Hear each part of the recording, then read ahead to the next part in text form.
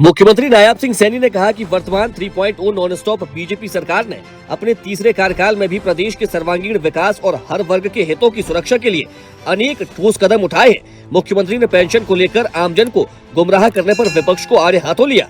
उन्होंने कहा कि जो लोग आज बयान देते फिर रहे हैं, पहले वो खुद के गिरबान में झांके कि उनके राज में 6-6 महीने पेंशन नहीं मिलती थी। मुख्यमंत्री ने कहा कि हमारी सरकार ने पिछले 11 साल में 2200 रुपए पेंशन बढ़ाई है। पेंशन को लेकर बुजुर्गों को चिंता करने की जरूरत नहीं है। मुख्यमंत्री ने सरकार द्वारा बुजुर्गों के उपचार के लिए चलाई गई योजना का जिक्र किया। उन्होंने सरकार की उपलब्धियों के बारे में कहा कि वर्तमान सरकार द्वारा बहनों बेटियों को आर्थिक व सामाजिक सुरक्षा प्रदान करने के लिए दीनदयाल लाडू लक्ष्मी योजना शुरू की गई है। इस योजना के तहत 2100 रुपए की वित्तीय सहायता दी जाती है। अब तक 9,22,000 से ज्यादा बहन बेटियों को 634 करोड़ रुपए दिए जा चुके हैं। गरीब महिलाओं को अपनी रसोई चलाने के लिए हर महीने केवल 500 रुपए में गैस सिलेंडर दिया जा रहा है। यह लाभ प्रदेश के लगभग 14,70,000 परिवारों को मिल रहा है।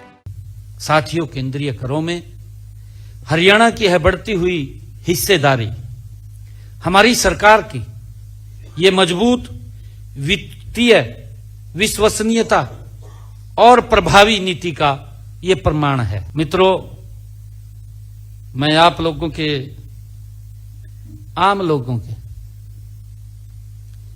लोगों के जीवन से जुड़े कुछ गैर वित्तीय आंकड़ों पर भी मैं कुछ कहना चाहता हूं।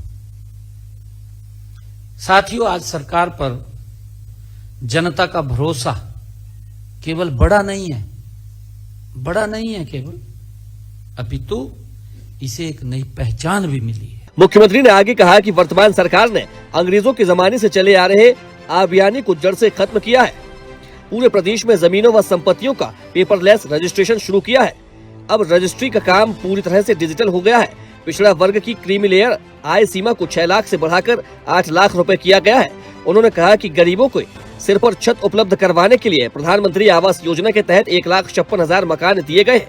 गरीब परिवारों को मुख्यमंत्री आवास योजना शहरी के तहत 14 शहरों में 15,765 गरीब परिवारों को प्लॉट दिए गए हैं। मुख्यमंत्री आवास योजना ग्रामीण के तहत ग्राम पंचायतों में 12,031 प्लॉट दिए हैं। उन्होंने कहा कि अब धन के अभाव में कोई भी गरीब इलाज से वंचित नहीं रहेगा। इनकी सरकार में आंकड़ा घट करके बेरोजगारी का ये 86,93,000 हो गया, कम हो गया।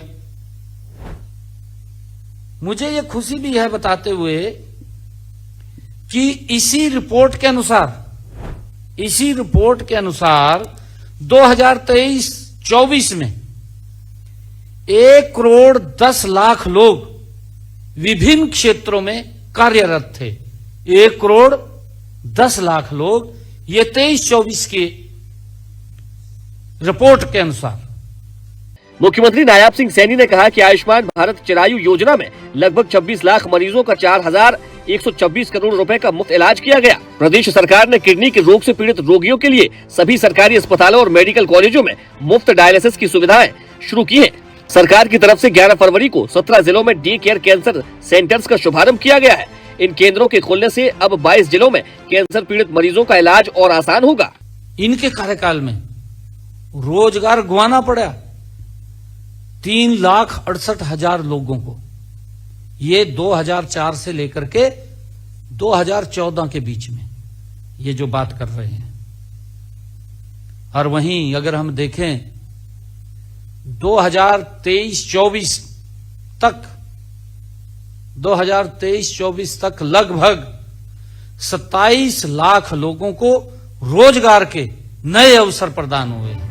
मुख्यमंत्री ने कहा कि यह सरकार रोजगार देने के काम भी पूरी पारदर्शिता और बिना पर्ची खर्ची के कर रही है, जबकि पिछली सरकारों में क्या हाल थे सभी को पता है। उन्होंने कहा कि पिछले 1 साल में 36,000 युवाओं को बिना पर्ची खर्ची के सरकारी नौकरियां दी गई हैं। इन्हें मिलाकर पिछले 11 सालों में 1,80,000 नौकरियां दी जा चुकी है। गत जुलाई मास में कॉमन पात्रता परीक्षा का सफलतापूर्वक आयोजन किया गया। इसका परिणाम भी घोषित किया जा चुका है। इसी तरह हरियाणा कौशल रोजगार निगम के माध्यम से नियुक्त 1,18,000 युवाओं को रोजगार की सुरक्षा दी गई है। मुख्यमंत्री ने कहा कि विदेश में रोजगार तलाश रहे युवाओं की मदद के लिए हरियाणा ओवरसीज एम्प्लॉयमेंट सेल बनाया। मुख्यमंत्री ने कहा कि भाजपा सरकार अपने तीसरे कार्यकाल में भी जन कल्याण के काम तेजी से कर रही है। साथ ही उन्होंने आह्वान करते हुए कहा कि हम सब संकल्प लें कि हम हरियाणा को सबसे पहले विकसित राज्य बनाएंगे। हरियाणा डायरी।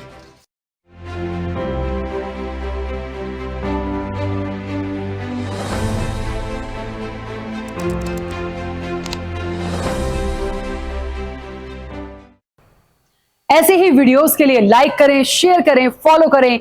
YouTube पर जाकर सब्सक्राइब कर बेल आइकन दबाना ना भूलें और ताजा अपडेट्स के लिए स्वदेशलाइव.com पर जरूर जाएं।